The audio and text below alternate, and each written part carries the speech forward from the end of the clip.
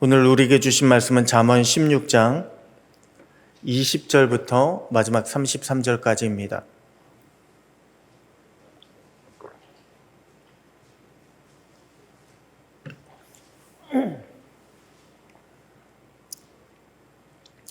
잠언 16장 20절부터 마지막 33절까지 우리 한 절씩 교독하시겠습니다.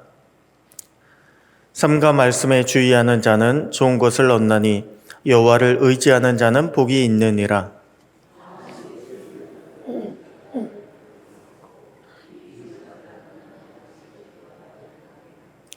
명철한 자에게는 그 명철이 생명의 샘이 되거니와 미련한 자에게는 그 미련한 것이 징계가 되느니라.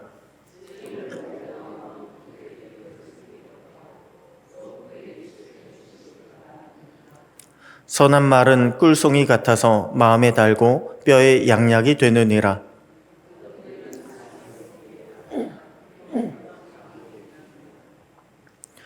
고되게 일하는 자는 식욕으로 말미암아 애쓰나니 이는 그의 입이 자기를 독촉함이니라.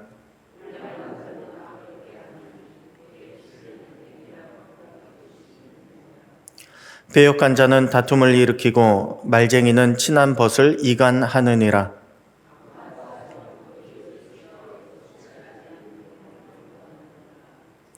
눈짓을 하는 자는 패역한 일을 도모하며 입술을 닫는 자는 악한 일을 이루느니라.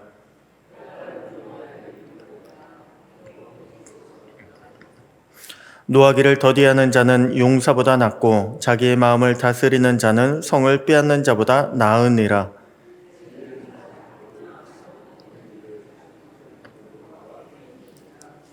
아멘. 할렐루야. 오늘도 말씀 안에서 승리하는 복된 날 되시기를 축복합니다. 몇 년 전에 가수 중에 B.I.라는 가수가 마약 혐의로 수사를 받았습니다. 그러자 그 가수의 이름하고 너무나도 비슷한 B.Y.라고 하는 가수가 마약을 냈다고 오해를 받았습니다. 왜냐하면 마약을 한 가수는요, 너무나 깔끔하게 생겼습니다. 착하게 생겼습니다. 반면에 마약했다고 오해를 받은 그 가수는요, 얼굴부터가 불만이 많게 생겼습니다. 그래서 그 가수가 생긴 것만 보고 BY라는 가수가 마약을 했나 보다라고 하는 그런 기사가 뜬 적이 있습니다. 기사가 뜨니까요, BY가 해명을 합니다. 자신은 마약을 한 번도 한 적이 없다. 자신이 하는 약은 오로지 신약과 구약밖에 없다라고 하는 그런 말을 한 적이 기사가 된 적이 있습니다. 이 친구는요, 알고 보니까 굉장히 독실한 크리스찬입니다. 그냥 말로만 신약과 구약을 냈다 이것만이 아니고요. 실제로 11조로 1억을 냈다라고 하는 기사가 난 적이 있었고요. 그리고 결혼 기사가 떴길래 봤더니 목사님의 주례로, 장로교 목사님의 주례로 결혼 사진을 찍은 그것이 이제 기사에 나온 적이 있습니다. 여러분, 세상은요, 농담 중에 기독교인들이 먹는 약은 구약과 신약이다라고 하는, 우리도 그런 농담을 하기도 합니다. 우리가 먹는 약은 구약과 신약이다라고 하는 그런 이야기들을 합니다. 그런데 이 말이요, 농담 같습니까? 우리가 먹는 약이 구약과 신약이다. 이것이 농담 같습니까? 세상은 농담이라고 생각할지 몰라도요, 우리는 이 말을 결코 농담으로 받아들여서는 안 됩니다. 우리는 정말 신구약의 말씀, 하나님의 말씀을 내 인생을 살리고 내 영혼을 살리는 그런 생명의 약으로 받아야 합니다. 신구약 말씀을요, 우리는 매일매일 복용해야 합니다. 안타까운 사실은 요즘 사람들이 점점 하나님의 말씀을 가까이 하지 않는 것 같아서 많이 안타깝습니다. 과거에 비해서 설교는 많이 듣습니다. 하지만 성경 읽는 것만 본다면, 말씀 읽는 것만 본다면 말씀 읽는 것 자체는 점점 줄어드는 것 같습니다. 왜냐하면 성경을 들고 다니시는 분들이 점점 줄어드는 것을 보기 때문에 그렇습니다. 여러분, 설교도 좋습니다. 설교도 좋지만 설교만 듣는 것은요, 굉장히 위험합니다. 설교만 들으려고 하는 것은 너무나 위험한 길로 빠질 수가 있습니다.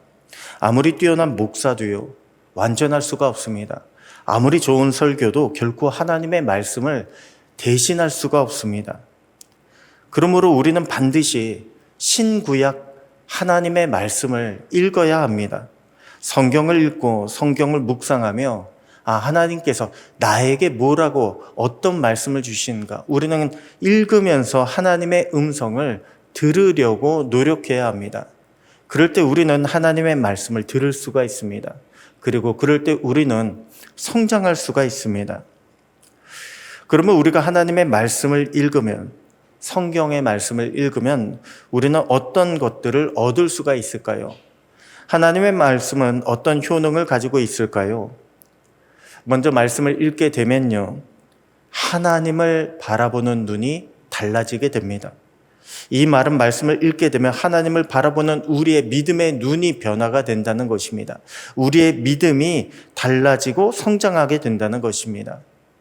오늘 본문 20절 보니까 삼가 말씀에 주의하는 자는 좋은 것을 얻나니 여호와를 의지하는 자는 복이 있다고 말씀하고 있습니다. 여기 보면 말씀에 주의하는 자와 여호와를 의지하는 자를요, 같은 선상에 놓고 비교하고 있습니다. 말씀을 따라 움직이는 자, 말씀에 주의하는 자가 한마디로 여호와를 의지하는 자라는 것입니다. 여호와를 의지하는 자는 반드시 말씀을 따르게 되어 있다는 것입니다. 왜 우리는 살면서 하나님께서 내 편이 되어 주셨으면 좋겠다라고 생각할 때가 많이 있습니다. 그런데 여러분, 하나님은요, 누구의 편일까요? 하나님은 어떤 사람의 편이겠습니까? 하나님은 하나님의 말씀을 따라가는 사람의 편이 되어 주십니다. 하나님의 말씀도 모르면서, 하나님의 뜻도 알지 못하면서 하나님이 내 편이다라고, 내 편이 되어 주셔야 된다라고 그렇게 생각하는 사람은요, 잘못 생각하는 것입니다. 아니, 인간적인 생각, 내 편만을, 나를 먼저 생각하는 그런 인간적인 생각이 우선이 되는 그런 죄를 저지르게 되는 것입니다. 하나님이 내 편이 되어달라, 이것만 생각하게 되면요. 여러분, 성경을 보면요, 하나님이 세상을 창조하셨습니다. 그렇다면 세상은 하나님의 질서대로, 하나님의 뜻대로 움직인다는 것입니다. 그런데 어떻게 하나님의 뜻도 모르면서, 질서도 모르면서 세상을 살아갈 수가 있습니까? 성경은 하나님께서 우리의 생명을 주관하신다고 했습니다. 그렇다면 우리는 문제 앞에서, 우리의 생명을 위협하고 있는 그런 여러 가지 어려움 앞에서 하나님께 나아가 살려달라고 그렇게 기도해야 되는 거 아닙니까? 성경은 우리 하나님께서 우리 모든 사람들을 감찰하신다고, 지켜보신다고 했습니다. 그렇다면 우리는요, 매일매일 이 시간에도 나를 보고 계시는 하나님 앞에 살아가고 있다는 것을 깨달아야 합니다. 그것을 깨닫고 두려워해야 합니다. 어리석은 사람은 뭐라고 이야기합니까? 어리석은 사람은요, 그 마음에 이르기를 하나님이 없다라고 합니다. 마음대로 살아가도 된다. 하나님이 이 자리에 없다. 항상 없다가 아니라 하나님이 이곳에는 안 계실 것이다.